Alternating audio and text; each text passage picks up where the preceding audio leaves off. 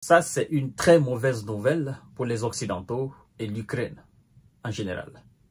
Parce que M. Donald Trump est vivement opposé à l'utilisation des missiles à longue portée sur le territoire ukrainien. C'est lors d'une interview avec un média américain qu'il a manifesté carrément sa volonté de ne pas autoriser l'Ukraine à utiliser les missiles de longue portée américains contre la Russie. Il dit d'ailleurs que pourquoi nous faisons cela? Ça ne fera qu'aggraver la situation. Il a compris que M. Biden le tend en piège et que ce piège, la seule manière de se sortir de ce piège ou la seule manière d'éviter ce piège-là, c'est d'éviter effectivement de donner l'autorisation à M. Zelensky et aux experts américains de tirer sur la Russie avec des missiles de longue portée américains. La seule façon de dévier ce piège de Biden, parce que Biden est en train de, de creuser des trous partout sur le chemin de M. Trump.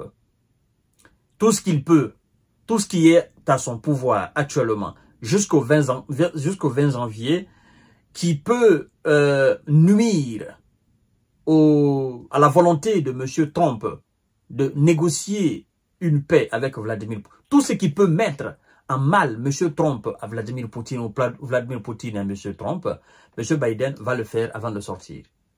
Puisque pour le moment, c'est pas lui qui est le président. Même si il a gagné les élections, mais c'est pas lui qui est en fonction. Et donc c'est Biden qui est en fonction. Et il n'a aucunement, en fait, il n'a pas de responsabilité. Il n'a pas de mots. Il n'a rien à dire à M. Biden parce que jusqu'au 20 janvier, Biden reste le président des États-Unis. Et donc, il fait ce qu'il veut. Donc, comme il a dit, je vais mettre l'Ukraine dans les conditions les meilleures pour une éventuelle négociation avec la Russie. Est-ce que, en creusant les trous devant M. Donald Trump, est-ce qu'en donnant l'autorisation, est-ce qu'en frappant le territoire russe, est-ce que c'est de mettre l'Ukraine dans de meilleures conditions? Moi, je pense que c'est une erreur monumentale de la part de quelqu'un qui est censé être un homme politique mature. Mesdames et messieurs, voyons voir ce que Donald Trump dit. Mais avant de poursuivre le visionnage de l'émission, n'oubliez pas de vous abonner à ma chaîne YouTube Kanté-J Visionnel de Vrai. Si vous n'êtes pas encore abonné, continuez à partager la vidéo dans tous les groupes possibles.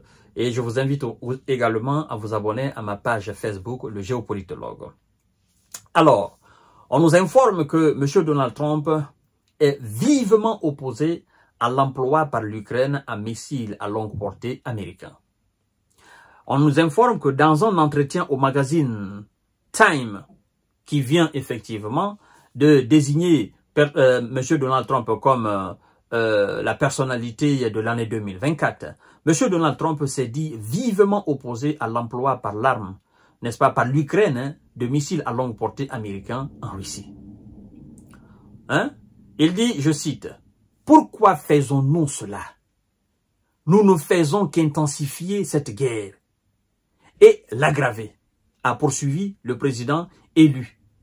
Il dit, je cite, « Je veux parvenir à un accord.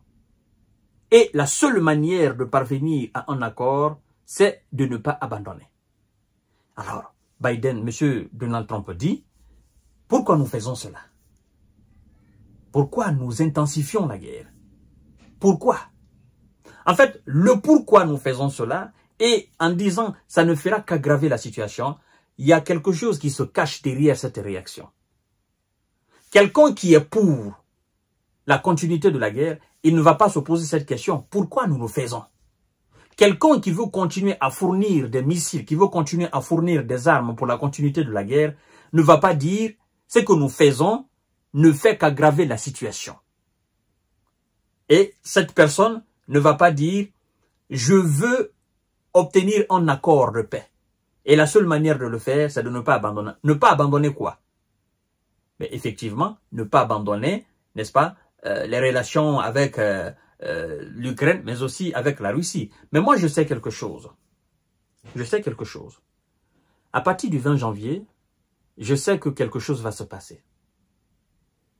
Oui, soit l'Europe va prendre les rênes, va remplacer carrément les États-Unis dans le fournissement des armes à l'Ukraine, ou soit l'Amérique va sortir de l'OTAN. Mais M. Donald Trump va cesser toute hostilité. Il va cesser de fournir des armes à l'Ukraine. Vous savez, Trump a compris quelque chose. Depuis 2022 jusqu'en 2024, là, c'est-à-dire le mandat carrément de M. Biden, a été consacré uniquement sur la guerre en Ukraine. Dans la bouche des dirigeants américains, c'est ça. Dans la bouche des ministres du gouvernement Biden, c'est ça. Dans la bouche des dirigeants militaires des États-Unis, c'est ça. Tous les déplacements qui ont été effectués, tous les grands problèmes ont été mis de côté. Le seul et unique problème de l'OTAN, depuis 2022, c'est la situation ukrainienne. Et M. Donald Trump ne veut pas que son mandat soit consacré uniquement sur la situation russo-occidentale en Ukraine. Lui, il a autre chose dans sa tête. Il n'est pas venu pour faire la guerre. Il n'est pas venu pour soutenir les guerriers. Il n'est pas venu pour l'Ukraine. Il est venu à la tête des États-Unis pour les Américains. Il a ses projets de développement. Il a ses projets de création de conditions idéales pour le peuple américain, qui n'a absolument rien à voir avec ce qui se passe en Ukraine. Pour M. Donald Trump, l'Ukraine a été une grosse erreur de la part des Occidentaux, de la part de l'administration Biden. Il a plusieurs fois dit, à chaque fois qu'il a critiqué l'argent donné à l'Ukraine, il est allé jusqu'à dire que M. Zelensky, c'est le meilleur marchand de notre siècle.